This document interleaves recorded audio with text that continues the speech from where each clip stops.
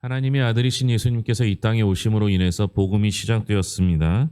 세례 요한은 예수님을 통해서 도래할 하나님의 나라를 선포하는, 예비하는 광야의 소리였습니다. 이 소리라는 표현이 참 적절한 것 같아요. 세례 요한은 소리였습니다. 소리는 그 실체가 아니라 그 소리를 통해서 가르치는 것을 역할을 하죠.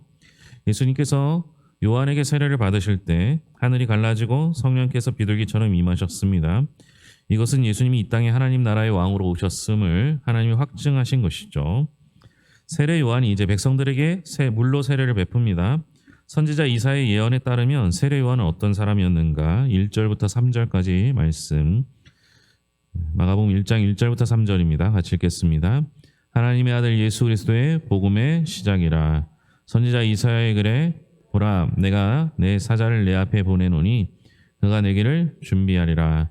광야에 외치는 자의 소리가 있어 이르되 너희는 주의 길을 준비하라. 그의 오실 길을 곧게 하라. 기록된 것과 같이. 그러니까 세례 요한은 하나님의 사자였고 광야에서 외치는 자의 소리며 주의 길을 예비할 자, 이렇게 설명하고 있습니다. 복음이라는 건요, 원래 유한겔리온, 복된 소식 또는 좋은 소식, 좋은 굿 뉴스, 이렇게 이야기를 하는데요. 원래 이제 복수형으로 사용된다고 합니다. 이게 전투에서 승리할 때 알려주는 소리나 황제의 탄생을 축하하는 용어로 복수형으로 사용됐죠. 그러니까 이런 일들은 계속 일어나잖아요. 전쟁에서 승리하는 일이나 황제가 탄생하는 일은 반복해서 일어나기 때문에 복수형으로 쓴 것 같은데요. 마가복음에서는 이 용어가 단수로 사용되어서 예수님의 오심에 유일하게 적용됩니다. 그러니까 예수의 오심이 구약에서 예언된 좋은 소식의 유일한 성취라는 것을 보여주고 있는 겁니다. 마가는 세례 요한의 사역을 설명하면서 출애굽기 23장의 말씀과 이사야 40장의 말씀, 말라기 3장 1절의 말씀을 인용하고 있습니다. 그러니까 이는 예수님을 통해 새 출애굽의 역사가 열리고 있음을 선포한 것이죠. 세례 요한의 임무는 뭡니까? 메시아의 오실 길을 준비하는 역할이라는 겁니다. 그러니까 세례 요한은 종말의 선지자 엘리야가 되어 하나님의 나타나심을 선포하고 있습니다. 즉 예수의 오심은 단순히 정치적 메시아의 출현이 아니라 하나님의 출현, 하나님 나라의 도래를 의미한다라는 사실을 보여주는 거죠. 그러면 세례 요한이 요단강가에서 한 일은 무엇입니까? 4절과 5절 같이 읽겠습니다. 세례 요한이 광야에 이르러 죄 사함을 받게 하는 회개의 세례를 전파하니 온 유대 지방과 예루살렘 사람이 다 나아가 자기 죄를 자복하고 요단강에서 그에게 세례를 받더라. 그러니까 세례 요한이 베푼 세례는 백성에게 물로 죄 사함을 받게 하는 회개의 세례를 베풀었습니다. 그러니까 세례 요한의 세례는 선포된다라는 동사로 표현되는데요. 이는 세례 요한의 세례가 단지 사람의 행위가 아니라 하나님의 역사라는 걸 의미합니다. 그러니까 내 생각대로 한 게 아니라 하나님의 말씀을 선포했다라는 거예요. 즉 세례 요한은 패역한 백성을 향해 회개를 촉구하며 믿음으로 화답하는 자들에게 세례를 베풀고 있었습니다. 이 세례가 빈번하게 일어났던 건 아닌 것 같아요.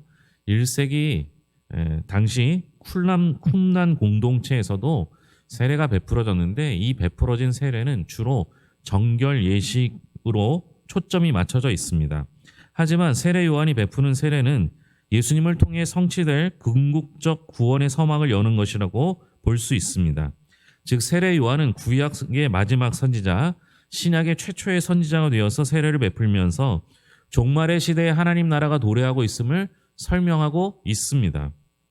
세례 요한은요, 물로 세례를, 그러니까 회개의 세례를 전파함으로 인해서 예수님이 오시는 길을 예비했습니다. 우리 역시 예수님일 수가 없죠. 그러니까 우리도 소리여야 하는 겁니다. 소리. 그러니까 우리가 할 일은 무엇이겠습니까? 우리가 주님의 나라를 위해 준비하고 예비할 일은 무엇인지 소리로서의 역할을 잘 감당할 수 있기를 바랍니다. 재밌는 건 세례 요한이 예수님께 세례를 베푼다는 사실이죠. 그의 내용이 이제 후반부에 나오는데요. 세례 요한은 자신을 어떤 사람으로 이해하고 있는지 7절입니다. 7절 같이 읽겠습니다. 그가 전파하여 이르되 나보다 능력 많으신 이가 내 뒤에 오시나니 나는 굽혀 그의 신발끈을 풀기도 감당하지 못하겠노라. 그러니까 세례 요한은 자신을 주님의 신발끈도 풀지 못할 만큼 미천한 종으로 이해했다라고 보여집니다.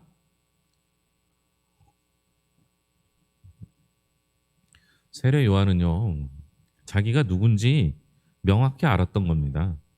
그는 자신을 그리스도의 종이며 메시아의 길을 예비할 자로 인식했던 것이죠. 중요한 건 자신의 정체성을 바르게 알았기 때문에 그는 실수하지 않았습니다. 당시 세례 요한의 인기는 하늘을 찌를 정도였어요. 많은 사람들이 선지자 또는 메시아라고 여길 정도이며 그 당시에 분봉왕이 함부로 손을 댈 수 없을 만큼 백성들한테 인기가 있던 사람이었습니다. 여러분 그러면 어때요? 우리가 인기 있는 사람을 내가 인기 있는 것을 해보지 않아서 모를지 모르겠지만 여러분 그렇게 띄워주면요 내가 정말 뭐라도 된 것처럼 생각합니다. 또 자기를 따르는 사람들이 많아지면 그러면 내 유명세를 통해서 내 세력을 확장시키려고 합니다. 정치인들이 자기가 좋아하는 자기를 좋아하는 그 지역에 가면 어때요? 막 환호를 받잖아요. 그럼 온통 자기가 위정자가 된 것처럼 그렇게 생각하는 경우가 있지 않습니까? 여러분 우리가 내가 하나님의 이름을 가지고 성공했을 때를 조심해야 돼요. 지난주에 함께 살펴봤던 나면서 걷지 못하는 자가 일어나는 사건을 보잖아요. 다음 주에 이제 그 후의 이야기를 볼 텐데요. 그러면 베드로가 바뀐 게 뭐예요? 베드로가 예수님께 칭찬을 받았을 때 주는 그리스도시요 살아계신 하나님 아버지 아들이라고 고백해서 그것을 인해 칭찬받았을 때 어떻게 해요? 예수님을 나무라는 역할을 해요. 그러지 말라고 꾸중을 하거든요. 여러분 우리는 누군가 나를 띄워줄 때 내가 예수 그리스도의 이름으로 무언가 성공했을 때 교회에서 직분을 받았을 때 무언가 어떤 위치에 올라갔을 때 그때 조심해야 한다라는 겁니다. 그러지 않으면 실수하는 거죠. 제가 요새 이제 한 달 정도 외부를 자꾸 나가는데요. 굉장히 조심합니다. 왜요? 가면은 감당하지 못할 소개들을 할 때가 있어요. 강사 목사님 이해가 안 돼요. 적응도 안 되고요. 대단히 뛰어난 사람이 온 것처럼 얘기해요. 그렇지 않죠. 여러분 제가 한 일이 뭐가 있어요. 만약 제가 했다 할지라도 그건 하나님이 힘주셔서 하신 것이지 누가 시킨 제 능력으로만 한 것은 하나도 없거든요. 그런데 착각하면 어떻게 돼요? 내가 한 줄 아는 거예요. 그렇게 되면 문제가 생긴다라는 겁니다. 그런데 세례 요한은 어땠어요? 자기 사역의 한계를 분명히 이해했어요. 그래서 자기는 물로 세례를 주지만 뒤에 오시는 이는 성령으로 세례를 줄 뿐만 아니라 나는 그의 신발끈을 풀기도 매기도 감당치 못한 사람이라는 것을 분명히 알았습니다. 그래서 그 세례 요한은 예수님을 대신하려고 하지 않았습니다. 오직 그는 회개의 세례 사역을 통해서 그리스도의 길을 예비하려 했던 것이죠. 누구든지 자기 정체성이 명확해야 그가 하는 일도 가치 있고 올바를 수 있습니다. 대부분 자기가 했다라고 생각하면 넘어지는 거예요. 실수하는 것이죠. 여러분 잘 됐을 때 더 조심해야 되는 게 우리 기독교의 정신이기도 합니다. 세례 요한은 자기 뒤에 오실 주님이 어떤 일을 하실 거라고 믿고 있습니까? 8절입니다. 같이 읽겠습니다. 나는 너희에게 물로 세례를 베풀었거니와 그는 너희에게 성령으로 세례를 베푸시리라. 세례 요한은 물로 세례를 줬지만 주님은 성령으로 세례를 주실 것이라고 믿었습니다. 그러니까 세례 요한은 자기는 물로 세례를 주지만 장차 오실 그이는 성령으로 세례를 베풀 거라고 말합니다.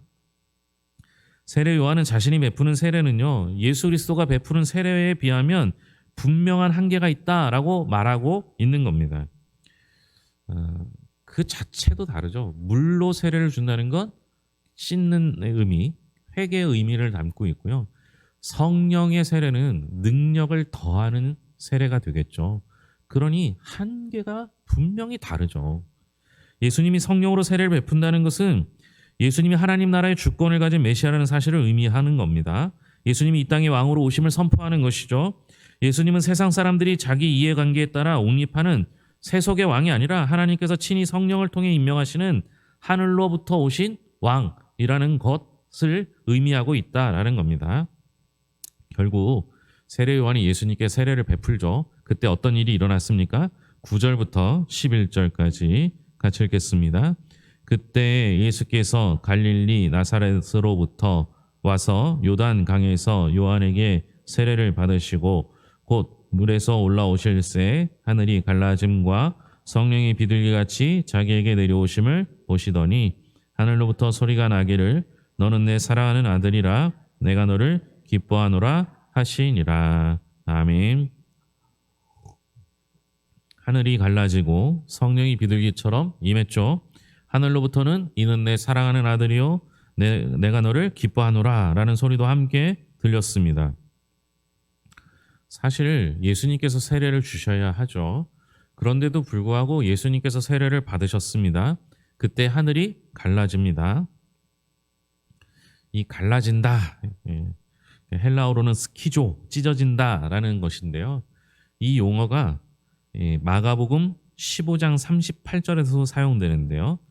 이 장면이 뭐냐면 마가복음에서 보면 예수께서 십자가에서 숨을 거두시고 성소의 휘장이 찢어지는 상황에서 이 똑같은 단어를 사용하는 겁니다. 그러니까 세례 받을 때 하늘이 갈라지는 것과 성소의 휘장이 찢어지는 것, 이 똑같은 단어를 사용했다라는 겁니다.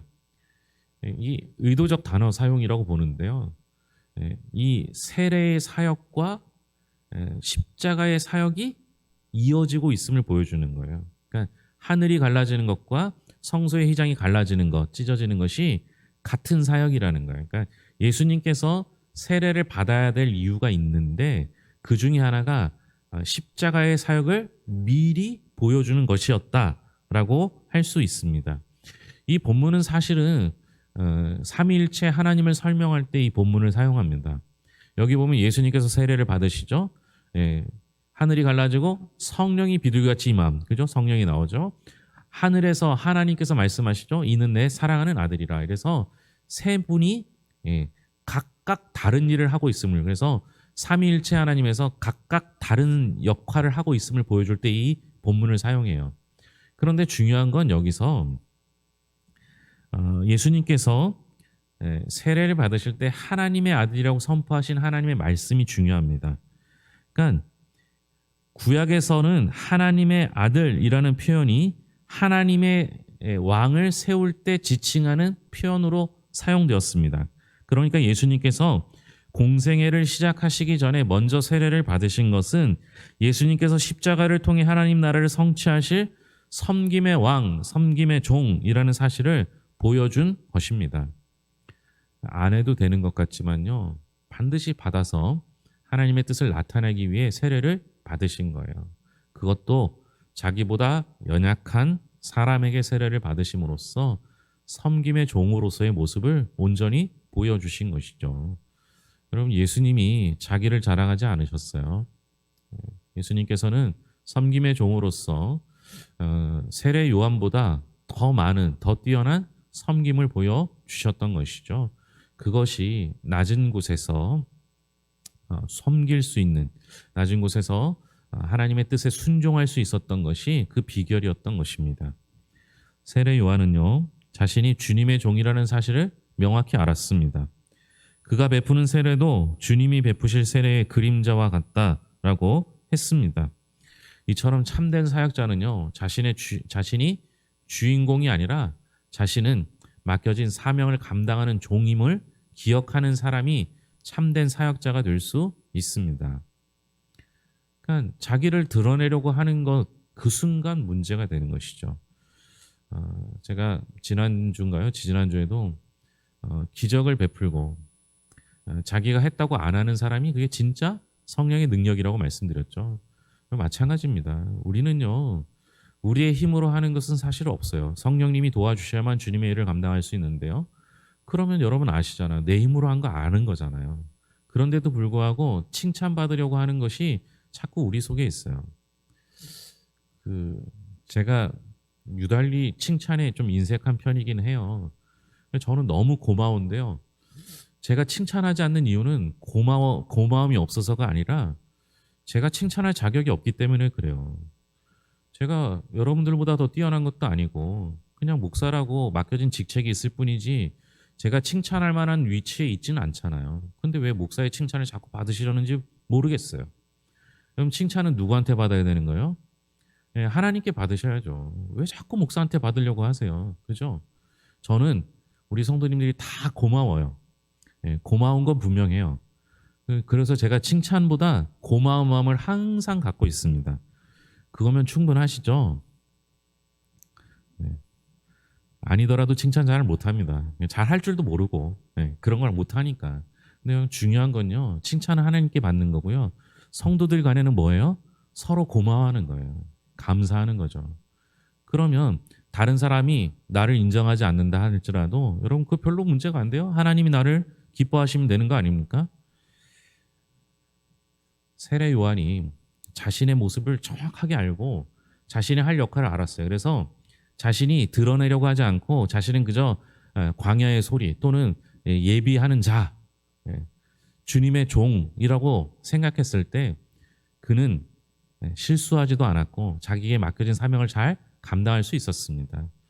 겸손한 사람이 되는 것이죠. 겸손한 사람은 칭찬에 매달리지 않고 하나님께 맡겨준 사명에 순종하는 자로 서게 됩니다. 예수님 보세요.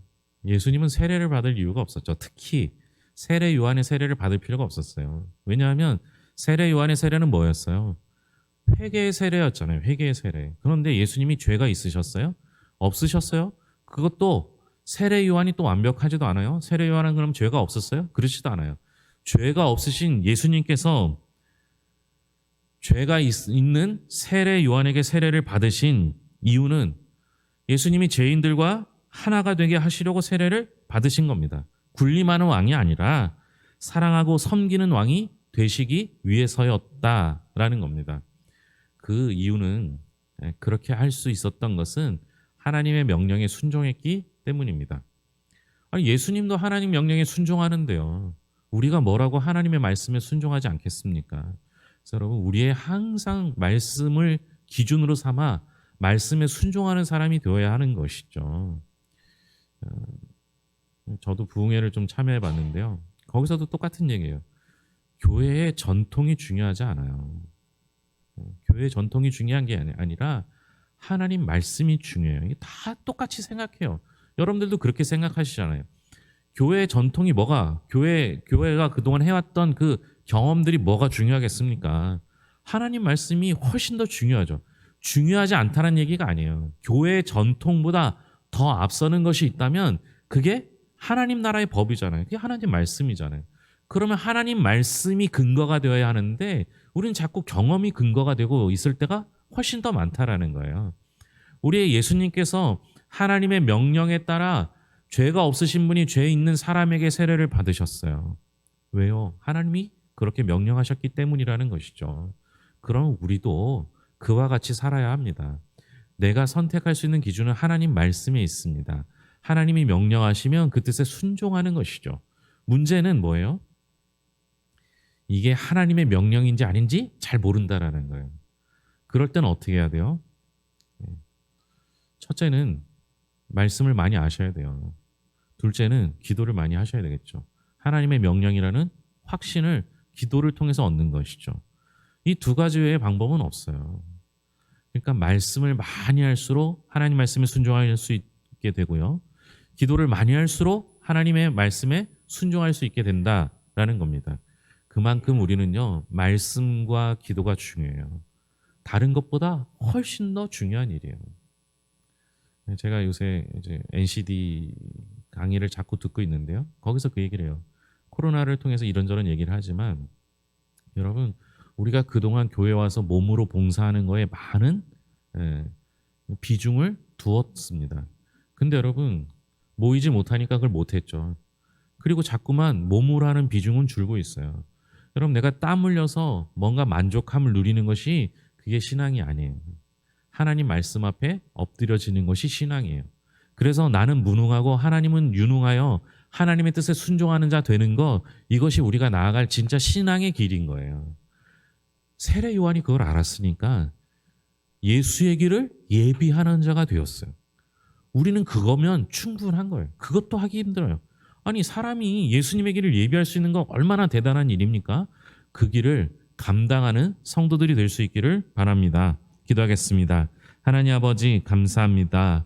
나의 위치를 정확히 알고 내게 맡겨진 사명을 잘 알면 그 말씀에 순종할 수 있습니다. 하나님 아버지, 세례 요한은 그 귀한 일을 하고도 결국 죽임을 당했습니다. 제자들은 그를 떠났습니다. 그가 인기가 엄청났는데 후에는 완전히 인기가 사그라져 버렸습니다. 그럼에도 불구하고 세례 요한은 후회한 적이 없습니다. 실수한 적도 없습니다. 맡겨진 사명과 자신의 정체성을 분명히 알았기 때문입니다. 그가 나타내려고 했던 이는 오직 예수 그리스도밖에 없었습니다. 심지어 예수님께서도 자신을 드러내려 하지 아니하시고 하나님의 말씀 앞에 엎드려져 그 뜻에 순종하는 하나님의 사람이 되었습니다. 우리도 주님의 길을 본받는 자 되게 하시고 세례 요한처럼 우리 자신을 정확히 알아 예수 그리스도의 종으로 하나님께서 맡겨신 사명자로 살아갈 수 있도록 인도하여 주시옵소서. 하나님 앞에 섰을 때 칭찬받을 것을 차곡차곡 쌓아놔 하나님 앞에 서서 귀한 칭찬받는 사람들 되게 하여 주시옵소서. 하나님 아버지, 칭찬받으려고 하면 경쟁해야 합니다.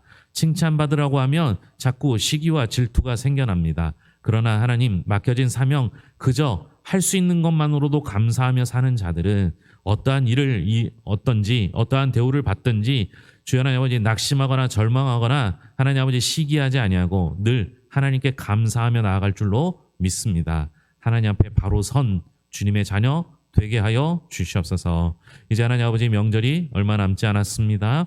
명절간에 오고 가는 우리 성도들의 발걸음을 주님께서 인도하여 주셨고 안전하게 지켜주시며 주님의 은혜 아래 거할 수 있도록 붙잡아 주시옵소서. 무엇보다 가정이 화목하게 하여 주셨고 주여 하나님 아버지, 연로하신 부모님들, 자녀들 복되게 하시며 필요한 것들을 공급하여 주시고 무엇보다 온 가족 구원받는 놀라운 역사들을 이루어 주시옵소서. 하나님 아버지, 늘 함께 하심을 믿으며 예수님의 이름으로 기도합니다. 아멘.